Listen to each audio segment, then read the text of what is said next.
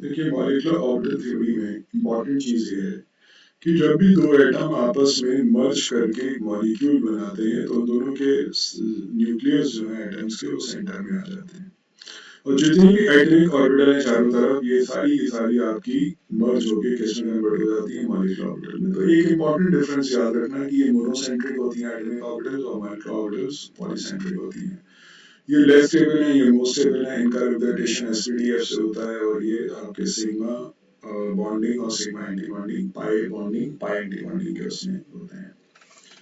Formation of molecular orbitals में LCO principal लगता है जिसको linear combination of atomic orbitals बोलते हैं एलसीओ को। दो केस होते हैं जब एटॉमिक ऑर्बिटल्स एक तरह की वेव होती हैं। ऑर्बिटल्स क्या है, इलेक्ट्रॉन जहाँ पे रहता है, इलेक्ट्रॉन्स के अंदर डुअल कैरेक्टर होता है, पार्टिकल और वेव। वेव कैरेक्टर होने की वजह से जब दो एटॉमिक ऑर्बिटल्स मर्ज होती हैं तो एटॉमिक ऑर्बिटल और कुछ नहीं है बल्कि इलेक्ट्रॉन की वेव है। और इलेक्ट्रॉन की वेव्स अगर आपस में मर्ज होकर कंस्ट्रक्टिव इंटरफेरेंस होती है तो बनती है वहां पे क्या, बॉन्डिंग मॉलिक्यूलर ऑर्बिटल। एम्पलीट्यूड बढ़ जाता है। और अगर ये देखिए एक फेज पे कहते हैं कि दोनों का जो क्रस्ट है एक तरफ बन रहा है, एक ही समय पे बन रहा है, ट्रफ भी एक समय बन रहा है। अगर ऐसा नहीं है जब एक वेव का आपका क्रस्ट बन रहा है दूसरे का ट्रफ बन रहा है, आउट ऑफ फेज है, तो यहाँ पे एम्पलीट्यूड सब्ट्रैक्ट हो जाते हैं और यहाँ पे एंटी बॉन्डिंग मॉलिक्यूलर ऑर्बिटल बनती है और डिस्ट्रक्टिव इंटरफेरेंस कहलाती है। तो इंटरफेरेंस ओवरलैपिंग वेव्स की किस पॉइंट पे हो रही है ये डिसाइड करता है कि वहां पे बॉन्डिंग ऑर्बिटल बनेगा एंटी बॉन्डिंग। तो जब दो एटॉमिक ऑर्बिटल आपस में मर्ज होती हैं तो एक बॉन्डिंग मॉलिक्यूलर ऑर्बिटल बनती है और एक एंटी बॉन्डिंग। अगर हम इसकी एनर्जी यहाँ पे एनर्जी एक्सेस पे ई मान लें तो कम एनर्जी होती है बॉन्डिंग की और ज्यादा एनर्जी होती है एंटी बॉन्डिंग की। जितने इलेक्ट्रॉन्स एटॉमिक ऑर्बिटल में जैसे आप भरते हैं वो मॉलिक्यूलर ऑर्बिटल में एक इंक्रीजिंग ऑर्डर में भरे जाएंगे। जैसे दो इलेक्ट्रॉन हमने यहाँ भरे, दोनों ऑर्बिटल्स मर्ज करके मॉलिक्यूलर ऑर्बिटल बना गई, तो ये दोनों electrons bonding molecular orbital occupy करेंगे क्योंकि इसकी लोअर एनर्जी होती है और दूसरी एंटीबॉडी खाली पड़ेगी। तो यहाँ पे एम्पलीट्यूड प्लस हो रहे हैं, यहाँ पे माइनस हो रहे हैं, ये सिंबलाइजेशन बता सकते हैं। जनरली होता ये है कि bonding molecular orbitals formed by combination of plus and minus. Antibonding molecular orbitals are formed by plus and minus part. तो प्लस और प्लस जब कंबाइन हो रहे हैं तो ये बॉन्डिंग बन रहा है, प्लस और माइनस जब कंबाइन हो रहे हैं एंटीबॉडी, ये सिंबलाइजेशन है। प्लस का मतलब यहाँ क्रस्ट है और माइनस का मतलब यहाँ पे ट्रफ है। साइन कन्वेंशंस जो प्लस माइनस यहाँ पे करते हैं तो इनके बारे में ज्यादा नहीं, बट सिग्मा और पाई ऑर्बिटल का कम से कम एक डिफरेंस यहाँ पे जान लीजिए कि मॉलिक्यूलर ऑर्बिटल तो दो बन गई, एक सिग्मा और पाई। अब इसके अंदर it is formed by the overlap of atomic orbital along the internuclear axis and it is formed by the sideways overlapping of atomic orbitals। और sideways overlapping से यहाँ पे लेस होती है। तो आप देख सकते हैं ये हेड ऑन ओवरलैपिंग हो रही है, यहाँ पे हेड ऑन ओवरलैपिंग हो रही है। तो प्लस प्लस में अगर हो रही है तो ये क्या है बॉन्डिंग, और प्लस माइनस की हो रही है तो ये क्या एंटी बॉन्डिंग। और साइडवेज ओवरलैप ये होता है, अगर प्लस प्लस और माइनस माइनस का हो रहा है तो आप कह सकते हैं बॉन्डिंग, और अगर प्लस माइनस का हो रहा है तो आपका कहलाएगा एंटी बॉन्डिंग। अगेन प्लस और माइनस यहाँ से समझ लीजिए क्रस्ट और ये ट्रफ को रिप्रेजेंट कर रहे हैं। तो फिलहाल ये पहले वाले डिफरेंस को देखते हैं, हेड ऑन ओवरलैपिंग से बन रहा है बॉन्डिंग मॉलिक्यूलर ऑर्बिटल और साइडवेज से बन रहा है एंटी बॉन्ड, ये पाई मॉलिक्यूलर ऑर्बिटल्स आपके बनते हैं, और सिग्मा से आपके ओवरलैपिंग से हेड ऑन ओवरलैपिंग से सिग्मा ऑर्बिटल्स बनते हैं। यहाँ सिमेट्रिकल इलेक्ट्रॉनिक क्लाउड है, आप देख सकते हैं पूरा इलेक्ट्रॉन क्लाउड सिमेट्रिकल है और यहाँ पे अनसिमेट्रिकल है, फैल गया चारों तरफ। इसका एक डिफरेंस कोई भी आप कर लीजिए। Conditions for combination of atomic orbital, कौन सी एटॉमिक ऑर्बिटल आपस में कंबाइन होगी, क्या सब कंबाइन कर सकती है? नहीं, कंपैरेबल एनर्जी होनी चाहिए, प्रॉपर ओरिएंटेशन होना चाहिए और एक्सटेंट ऑफ ओवरलैपिंग अच्छी होनी चाहिए। तो देखिए ये प्रॉपर ओरिएंटेशन से मतलब है, ये प्रॉपर ओरिएंटेशन से मतलब है, लेकिन ये ओरिएंटेशन जितने इम्प्रॉपर हैं, देखिए ये इसके साथ ओवरलैप नहीं कर सकती, ये ओरिएंटेशन गलत है तो ये ओवरलैपिंग नहीं होगी और ये भी। तो प्रॉपर ओरिएंटेशन और इम्प्रॉपर ओरिएंटेशन यहाँ पे इस तरीके से बताया गया है। तो फिलहाल सबसे ज्यादा जो डिमांड में रहता है मॉलिक्यूलर ऑर्बिटल बनाने के लिए वो एक तो नाइट्रोजन रहता है और एक आपका रहता है ये इसका ऑक्सीजन का। तो ऑक्सीजन और नाइट्रोजन ये दोनों यहाँ पे बना लेते हैं। इसमें सबसे बड़ा चैलेंज ये था कि जो वैलेंस बॉन्ड थ्योरी है वो ये नहीं समझा पा रही थी कि ऑक्सीजन का पैरामैग्नेटिक कैरेक्टर होता है, तो हम पहले ऑक्सीजन को यहाँ पे बना के देखें। ये सबसे ज्यादा आपको पूछा जाएगा। तो ऑक्सीजन मॉलिक्यूल के अंदर ओवरऑल कितने इलेक्ट्रॉन्स होंगे? 16, 8 प्लस 8। एक मॉलिक्यूल में 8 होते हैं, तो 8 प्लस 8 16 आपके इलेक्ट्रॉन्स टोटल। 16 इलेक्ट्रॉन्स को यहाँ पे अगर हम फिल करते हैं तो वो आप चेक करो कि किस तरीके से यहाँ पे होगा।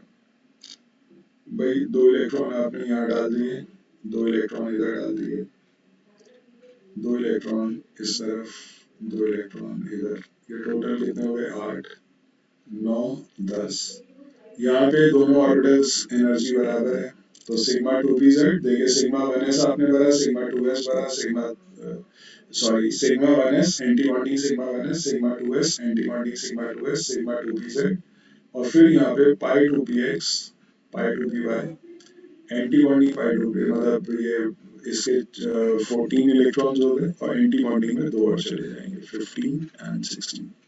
तो अनपेयर्ड इलेक्ट्रॉन्स यहाँ पे अगर देखे जाए तो आपके 2 हैं। अनपेयर्ड इलेक्ट्रॉन्स आपके 2 हैं।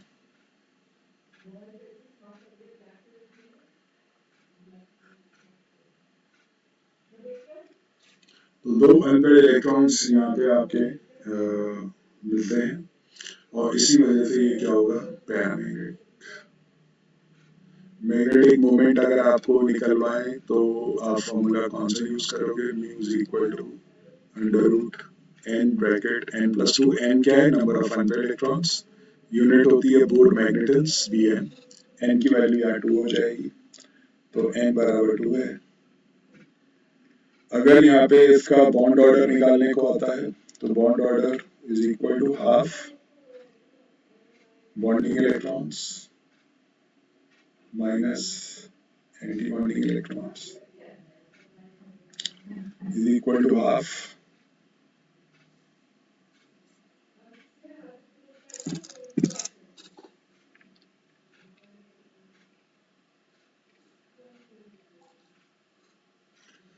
आवाज आ रही है ठीक ठाक? अभी इस फोन पे जिस पे नेट कनेक्टेड है कॉल आएगा, तो क्या ऑडिबिलिटी है पूरी? जस्ट कंफर्म या यस लिख दीजिए चैट।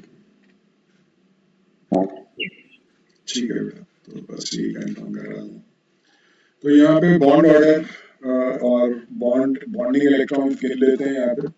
भाई जो जहाँ एस्ट्रिक नहीं है उसको गिनी है 2, 2 4, 2 6, 2 8, 2 10, और एंटी बॉन्डिंग कितने हैं यहाँ पे? 2, 2 4 और 2 6, तो 10 माइनस 6 हो जाएगा,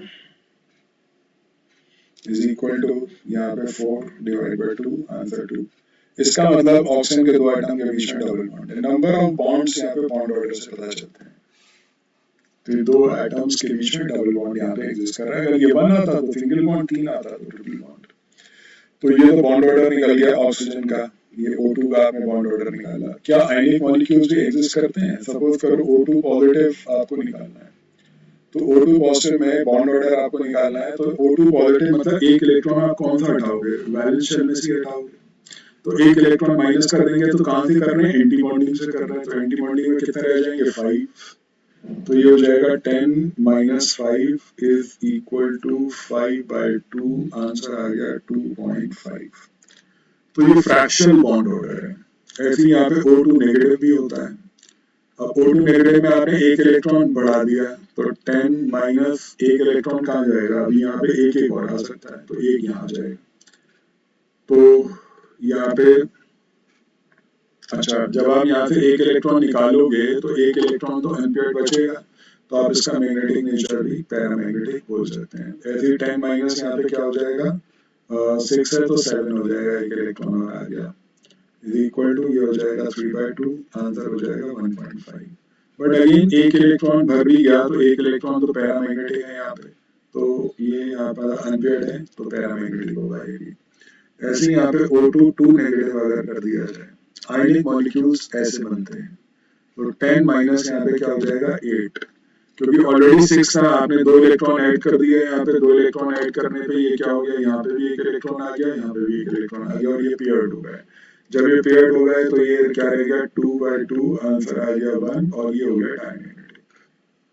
यानी कि सिर्फ ये वाली स्पीशी आपकी डायमैग्नेटिक है, बाकी सब पैरामैग्नेटिक है। पैरामैग्नेटिक वो जो मैग्नेटिक फील्ड में अट्रैक्ट होते हैं, डायमैग्नेटिक वो जो रिपेल होते हैं।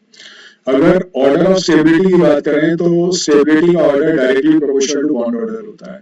तो सबसे ज्यादा स्टेबल यहाँ पे क्या हो जाएगा, O2 positive greater than O2 greater than O2 negative greater than O2 negative, ये ऑर्डर ऑफ स्टेबिलिटी रहेगा। और 3 चीजें यहाँ पे चलती हैं, ये बात ध्यान रखिएगा। बॉन्ड ऑर्डर, ये आगे लिखा होगा कहीं ना कहीं,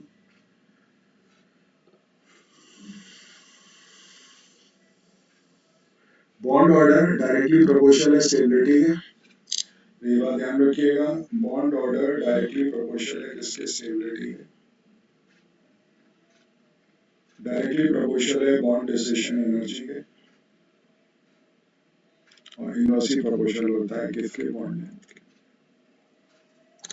तो अगर आपको किसी भी ऑर्डर में अरेंज करने को आ जाए स्टेबिलिटी, बॉन्ड डिस्ट्रीब्यूशन एनर्जी या फिर बॉन्ड लेंथ, तो आप बॉन्ड ऑर्डर से इसका रिलेशनशिप याद रखो और यहाँ निकाल सकते हैं। मैग्नेटिक मोमेंट आपको ऐसे पता चलता है, पेयर्ड इलेक्ट्रॉन्स हैं डायमैग्नेटिक, अनपेयर्ड है तो पैरामैग्नेटिक।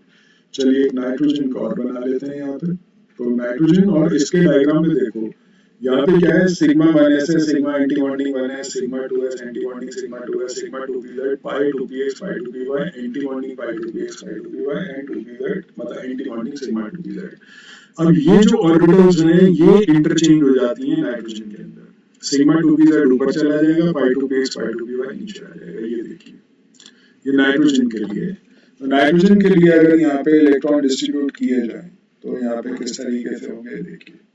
अब नाइट्रोजन है तो हमारे पास टोटल N2 में 14 इलेक्ट्रॉन्स होते हैं, एक एटम में 7 हैं, तो बाकी यहाँ पे कितने होंगे, 14। तो 2 इलेक्ट्रॉन आपने यहाँ भर दिए, 2 electron anti bonding sigma 1s में, फिर सिग्मा 2s में 2 electron, anti bonding sigma 2s में भी 2 इलेक्ट्रॉन, 8 इलेक्ट्रॉन हो गए।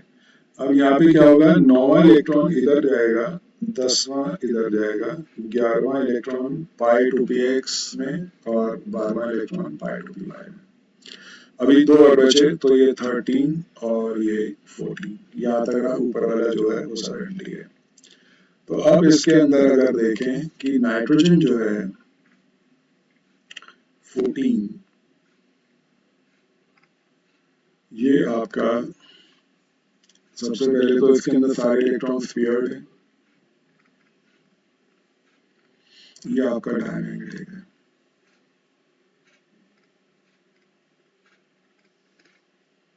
और ये आप देख सकते हैं सिग्मा 2pz ऊपर है यहाँ पे, पाई 2px पाई 2py नीचे है, ये ध्यान रखिएगा। तो डायमैग्नेटिक साथ साथ अगर बॉन्ड ऑर्डर यहाँ पे निकालते हैं तो bond order is equal to half number of bonding electrons कितने हैं गिन लेते हैं। 2 इलेक्ट्रॉन इधर हैं, 2 4 2 6 2 8 और 2 10, तो ये होगा 10 minus number of unpaired electron कितने हैं, 2 यहाँ पे हैं और 2 इधर हैं, 4। तो आंसर आ गया 6 divide by 2 is equal to 3। That means nitrogen के 2 एटम के बीच में ट्रिपल।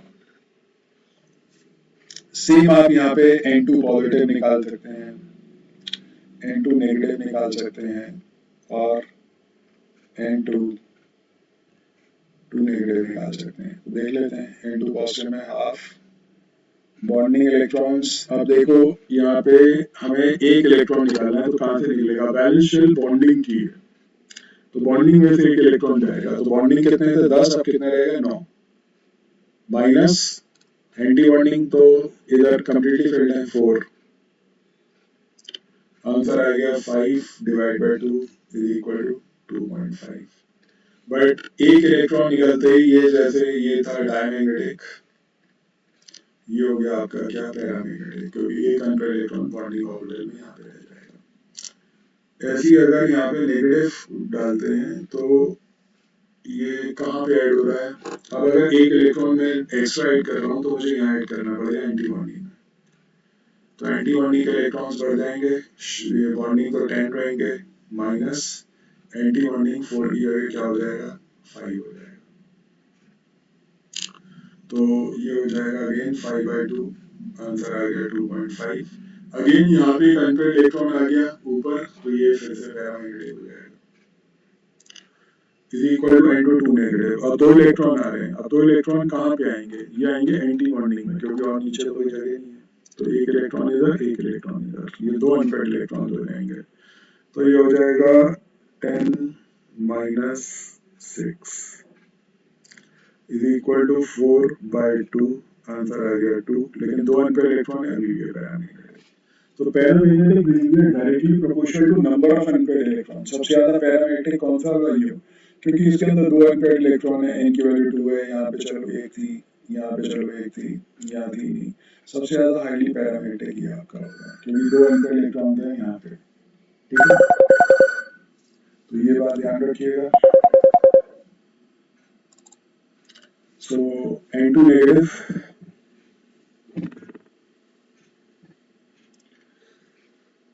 तो पैरामेट्रिक बिहेवियर, बॉन्ड ऑर्डर, इन सबके जो पीछे जो लॉजिक समझाया था कि bond order directly proportional to stability, directly proportional to bond distribution energy, inversely proportional to bond length, ये सारे आप यहाँ पे आएंगे। तो देखते हैं यहाँ पे अब आगे क्या करने का है। ये सारी चीजें जो पीछे आपको ऑक्सीजन में समझाई थी, ऑक्सीजन में जो समझाई थी वो सारी चीजें आपको यहाँ पे चेक करनी है और वही सारी चीजें फॉलो करनी है जो अभी हमने यहाँ पे आपको बताया था, order of stability, bond defection energy और ये सब।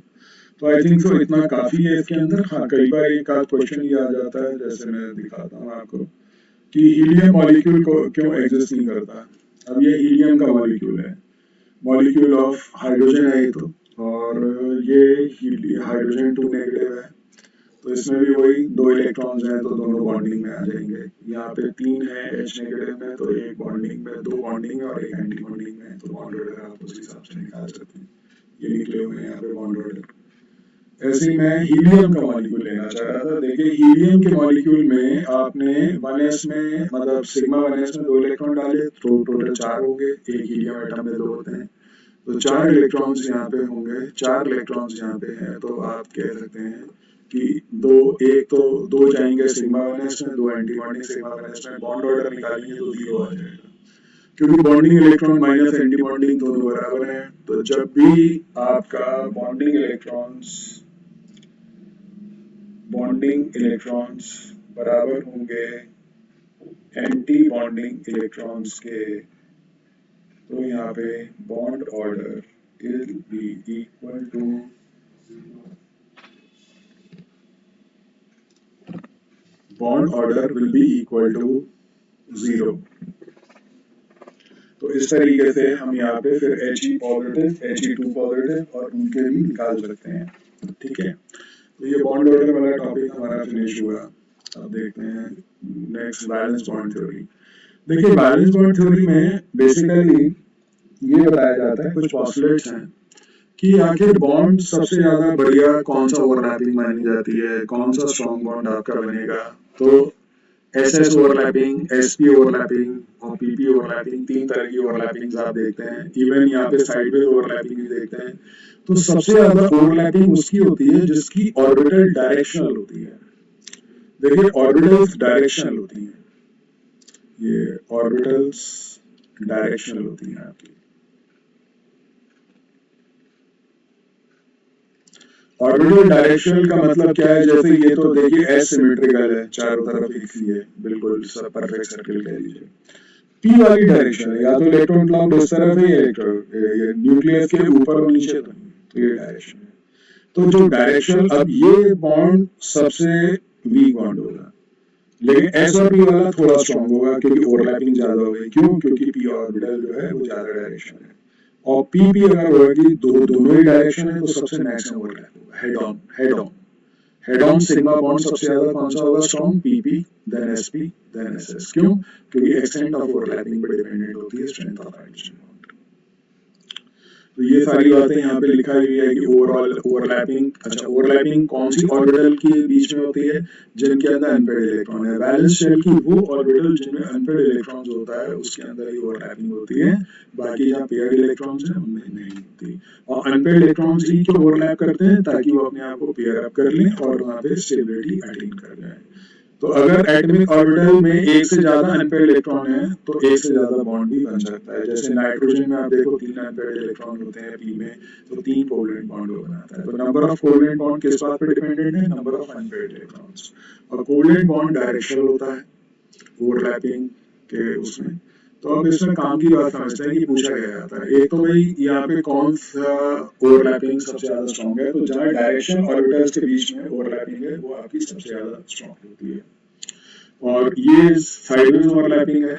अच्छा, इसके अंदर अगर आप एक बात और देखो, सिग्मा और पाई बॉन्ड कैसे पता चलते हैं। सिग्मा और पाई बॉन्ड ऐसे पता चलते हैं, ये आप एक एक्सिस देख रहे हो, ये जेड, ये एक एक्सिस पास हो रही है जो ये न्यूक्लियस और ये न्यूक्लियस के बीच में से होती जा रही है। ऐसे ही यहाँ पे भी अगर आप देखोगे तो यहाँ पे एक एक्सिस ऐसी जा रही है जो दोनों न्यूक्लियस के बीच में से आपकी पास हो रही है। इसको रिप्रेजेंट ऐसे कर देते हैं। ऐसे यहाँ पे भी देखो, ये एस ऑर्बिटल का न्यूक्लियस और पी के बीच में से, इसे इंटरन्यूक्लियर एक्सिस बोलते हैं। अब यहाँ तो बनी हुई है ये दोनों न्यूक्लियस के बीच में से होती हुई ये एक्सिस जा रही है, ये जो आप देख रहे हो ये एरो जो बना हुआ है। तो ये अगर आपका शेयर्ड पेयर, ये जो शेयर्ड पेयर है इंटरन्यूक्लियर एक्सिस के ऊपर लाई करता है तो सिग्मा बॉन्ड है। ये देखिए शेयर्ड पेयर इंटरन्यूक्लियर एक्सिस पे लाई कर रहा है, शेयर्ड पेयर इंटरन्यूक्लियर एक्सिस पे। लेकिन अगर ये दो न्यूक्लियस को कनेक्ट करती है इंटरन्यूक्लियर एक्सिस के शेड पे ऊपर और नीचे लाई कर रहे हैं तो ये पाई बॉन्ड है। ये आपकी पीपी साइडवेज ओवरलैपिंग आपकी कहलाती है। तो ये देख सकते हैं बहुत सारी यहाँ पे साइडवेज ओवरलैपिंग आपको दिखा रखी है। और ये जीरो ओवरलैप, क्योंकि इनके बीच में कभी भी प्रॉपर ओरिएंटेशन नहीं होता। सबसे मेजर डिफरेंस आपको सिग्मा और पाई बॉन्ड के बारे में समझना है, ये पूरा समझ लेते हैं। The bond is formed by head-on overlapping of orbitals along their axis. तो आपने देखा along their axis head-on overlap हो रहा है, SS, SP और PP। और ये sideways overlap होता है, lateral overlapping भी कहते हैं, PP orbitals के बीच में। ये एक strong bond है और ये एक weak bond है। कैसे समझिए, यहाँ पे अगर दो न्यूक्लियस के बीच में आप अगर यहाँ पे शेयर्ड पेयर को रखोगे तो शेयर्ड पेयर ये न्यूक्लियस भी अट्रैक्ट करेगा, ये भी अट्रैक्ट करेगा, इसका न्यूक्लियस भी इसका न्यूक्लियस भी। जैसे ये वाला न्यूक्लियस और ये वाला न्यूक्लियस अट्रैक्ट करेगा तो शेयर्ड पेयर दोनों तरफ इक्वली अट्रैक्ट होगा। तो क्या होगा, दो पॉजिटिव चार्ज के बीच में एक नेगेटिव चार्ज है तो फोर्स ऑफ अट्रैक्शन में बदल जाएगा। अगर सोचो ये नेगेटिव चार्ज नहीं होता, ये नेगेटिव चार्ज नहीं रहता तो इन न्यूक्लियस के बीच में क्या होता है, repulsive force.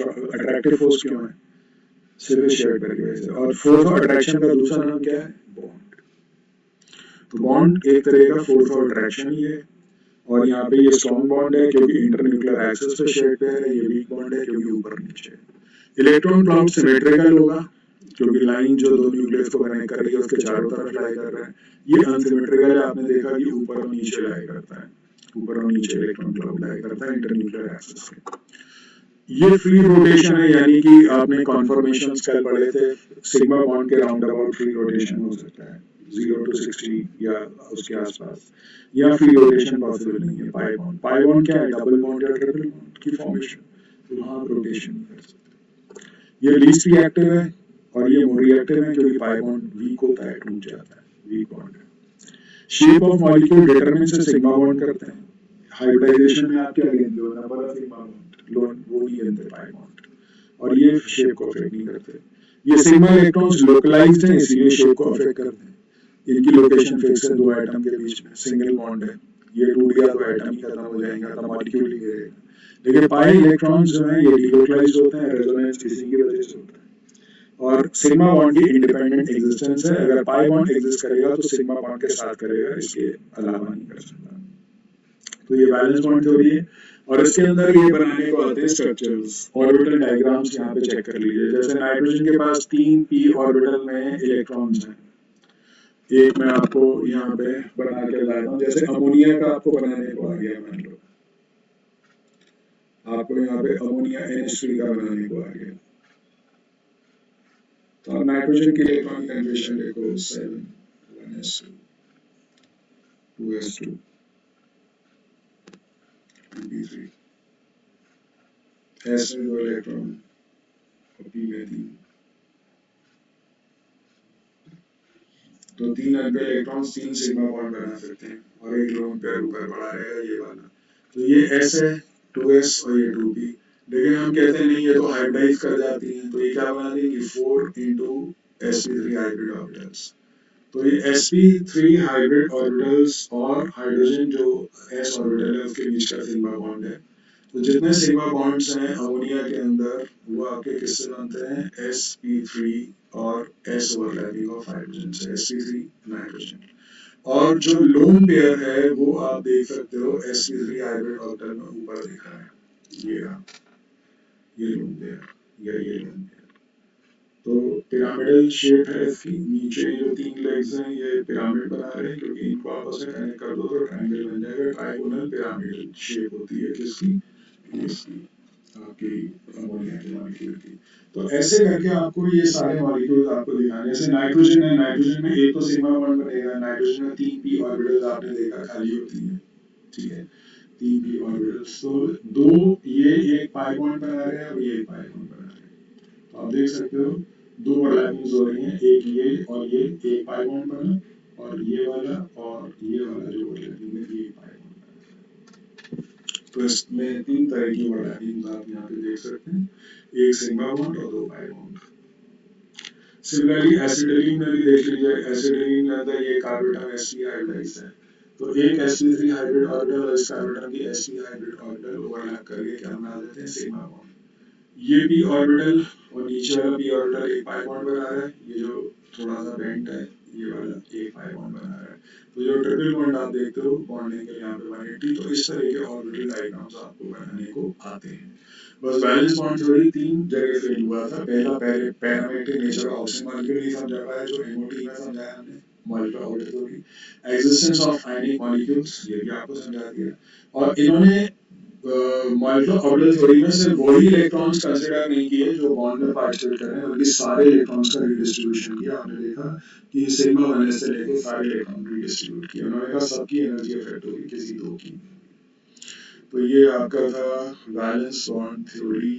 And then VSEPR theory पे चलने से पहले और हाइब्रिडाइजेशन के दो फार्मूले देख लेते हैं तेजी से और टेबल। हाइब्रिडाइजेशन के दो फार्मूले हैं, number of sigma bond plus number of lone pair, और दूसरा फार्मूला है H is equal to half V plus N minus C plus A।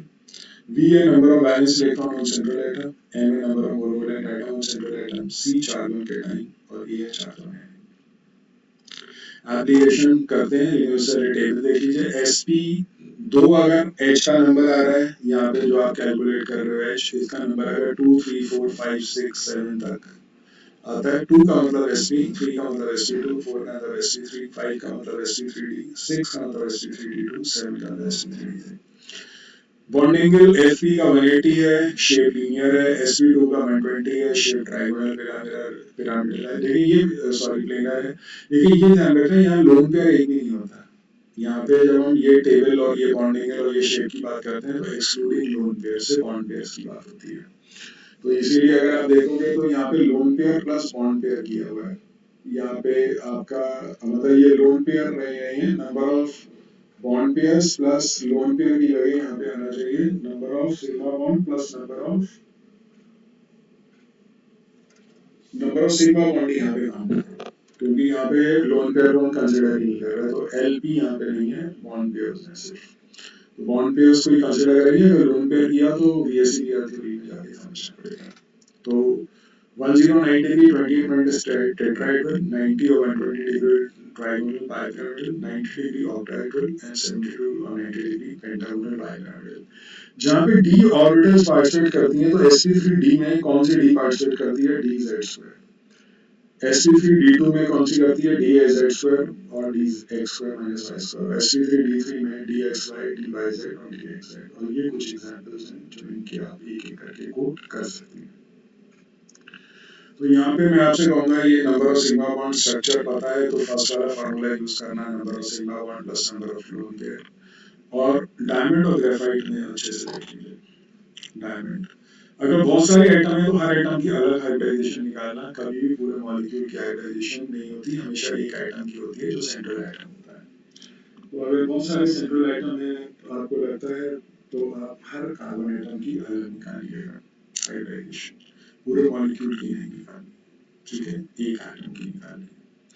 और दूसरा यहाँ पे फॉर्मूला जब ये यूज कर रहे हो तो आपको पता ही है वैलेंस इलेक्ट्रॉन जैसे हम ले लेते हैं, चलिए यहाँ पे फॉस्फेट, फॉस्फेट में number of valence electron phosphorus में 5, नंबर ऑफ कोवेलेंट एटम 0, ना charge on cation 0, charge on A9 कितना है 3, 5 + 3 8/2 sp3।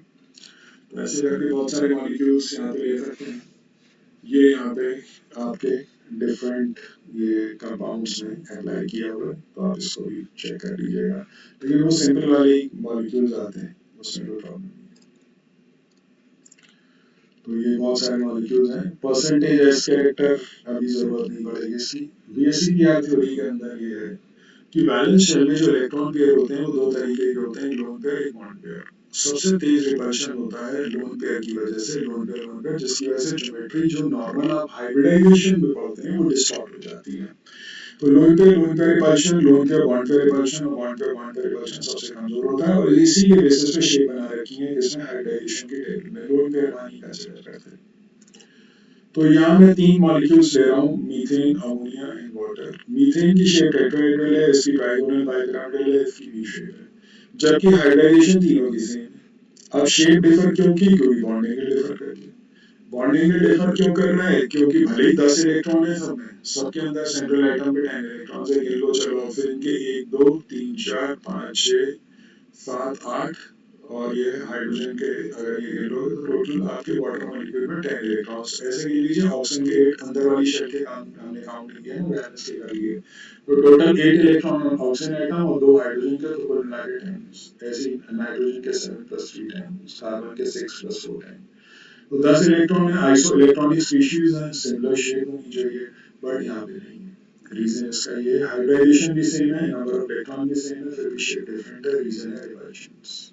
सबसे तेज रिपल्शन यहाँ पे हो रहा है lone pair lone pair, lone pair bond pair और बॉन्ड पेयर बॉन्ड पेयर। यहाँ पे लोन पेयर बॉन्ड पेयर और बॉन्ड पेयर रिपल्शन है, और यहाँ पे से बॉन्ड पेयर रिपल्शन है, इसीलिए ये शेप बिल्कुल परफेक्टली जो आप हाइब्रिडाइजेशन के टेबल में पढ़ते हैं वही शेप यहाँ पे निकल के आती है। तो बीएसएफ थ्योरी के अंदर ये टेबल भी बड़ा काम आता है, अगर आपको इससे रिलेटेड कुछ कराया गया है तो इसको स्टडी करिएगा, वरना इन 3 चीजों पे ही फोकस करिएगा। इसके और भी एग्जांपल्स मैंने नीचे लिखे हैं। अब इसके अंदर यहाँ पे हाइब्रिडाइजेशन के बाद पहचान ग्रुप यहाँ पे देखिए,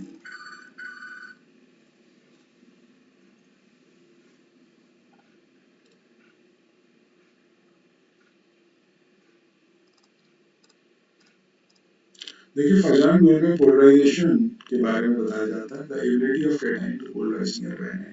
जैसे कैटाइन आइन अप्रोच करते हैं तो कैटाइन क्या करता है, एनाइन के जो इलेक्ट्रॉन क्लाउड होता है उसको ये यहाँ पे ओवरलैप कर देता है, डिस्टॉर्ट करके जब ओवरलैप करता है तो यहाँ पे क्या होता है, ओवरलैपिंग की वजह से कोवेलेंट कैरेक्टर आ जाता है।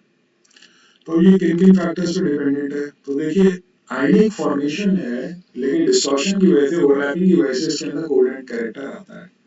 तो कोवेलेंट नेचर जो है वो कैसे हम पता करें कि कोवेलेंट है, भाई इनका मेल्टिंग पॉइंट और बॉइलिंग पॉइंट गिर जाएगा, कोवेलेंट नेचर बढ़ेगा, इलेक्ट्रिकल कंडक्टिविटी गिर जाएगी क्योंकि नंबर ऑफ आयंस आयनाइजेशंस कम हो जाएंगे, सॉल्युबिलिटी इन वाटर कम हो जाएगी। तो 3 पैरामीटर्स पे आप कोवेलेंट नेचर नाप सकते हैं।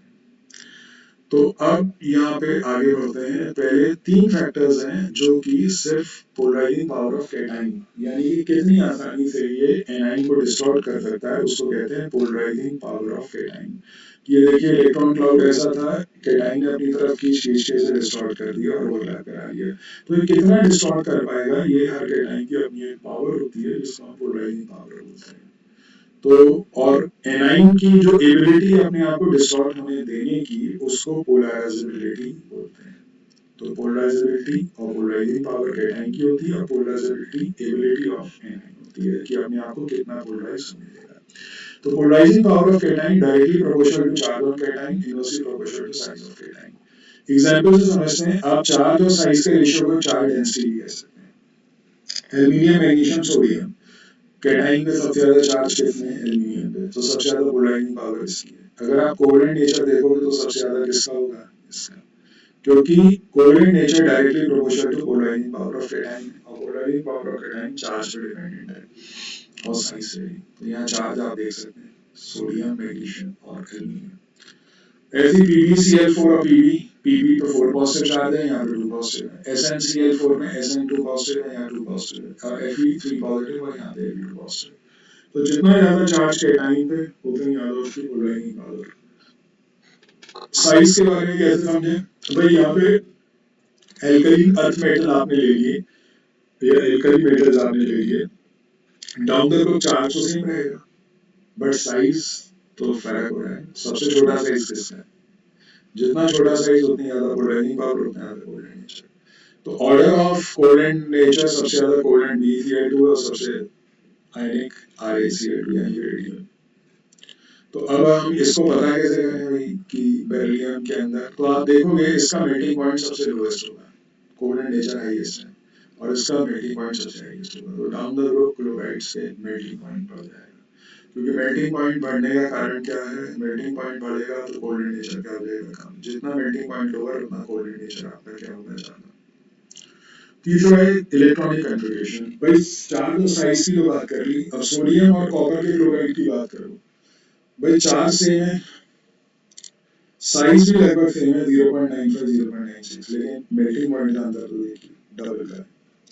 ये ज्यादा मेल्टिंग पॉइंट है यानी कि कम कोवेलेंट है, ये कम मेल्टिंग पॉइंट है यानी कि ज्यादा कोवेलेंट है। तो ये कैसे पता चला जी? इसकी आउटरमोस्ट शेल में इनर्ट गैस कॉन्फ़िगरेशन है, इसमें सूडो इनर्ट गैस कॉन्फ़िगरेशन। तो जिन आयंस में भी सूडो इनर्ट गैस कॉन्फ़िगरेशन होगी उसके अंदर कोवेलेंट नेचर बढ़ेगा, यानी 18 इलेक्ट्रॉन्स इन बैलेंस शेल। तो इस तरीके से यहाँ पे आप देख सकते हैं कि 18 इलेक्ट्रॉन जिसमें उसके न्यूक्लियस में चार्ज ज्यादा होगा, डिस्टॉर्शन ज्यादा कर सकता है एनाइन का, इलेक्ट्रॉन क्लाउड का, इसलिए ओवरलैपिंग ज्यादा होने से कोवलेंट कैरेक्टर आ सकता है। या कम प्रोटॉन होंगे न्यूक्लियस में या ज्यादा प्रोटॉन होंगे। तो तीन फैक्टर्स हैं जो अफेक्ट करते हैं, पहला चार्ज ऑफ कैटाइन, दूसरा size of cation, electronic configuration of cation, और चौथा फैक्टर है वो एनाइन से रिलेटेड है। मान लीजिए यहाँ पे कैटाइन सेम है और एनाइन डिफरेंट है, तो एनाइन का साइज जितना बड़ा उतनी ज्यादा उसकी पोलराइज उतना ज्यादा कोल्ड नेचर। तो पोलराइजेबिलिटी सबसे ज्यादा किसकी होती है? वो आपकी साइज जिसका ज्यादा है। तो साइज सबसे ज्यादा किसका? आयोडाइड का, सबसे कम है फ्लोराइड का। इसीलिए यहाँ पे कोवलेंट नेचर सबसे ज्यादा किसका? आयोडाइड का। तो आप देख सकते हैं alkyl iodide has more covalent than bromide, chloride and fluoride. ऐसी कैल्शियम का कैटाइन सेम है, एनाइन डिफरेंट है। आप सेम लॉजिक यहाँ पे सल्फाइड और ऑक्साइड में भी लगा सकते हैं। तो सल्फाइड और ऑक्साइड के अंदर भी लगा सकते हैं कि सल्फाइड्स ज्यादा कोवलेंट क्यों होते हैं ऑक्साइड से? क्योंकि साइज बड़ा है। तो पोलराइजेबिलिटी पावर बढ़े तो कंपाउंड इसके कोवलेंट हो जाएंगे। तो इस तरीके से यहाँ पे down the group across the period आप देख सकते हैं, अगर पीरियोडिक टेबल आ रहा है तो, कि कैटाइन की पावर अक्रॉस द पीरियड, सिर्फ साइज पे देखिए। आप अक्रॉस द पीरियड चलेंगे साइज डिक्रीज होता है कैटाइन का, तो साइज डिक्रीज होगा तो क्या होगा? पोलराइजिंग पावर ऑफ कैटाइन बढ़ जाएगी, कोवलेंट नेचर हो जाएगा। और डाउन द ग्रुप क्या हो रहा है? साइज आपका बढ़ रहा है, सबसे छोटा साइज ऊपर है, तो डाउन द ग्रुप आपका कोवलेंट नेचर जो है वो कम होता है। तो ऐसे करके आप यहाँ पे समझ सकते हैं और ये देख सकते हैं।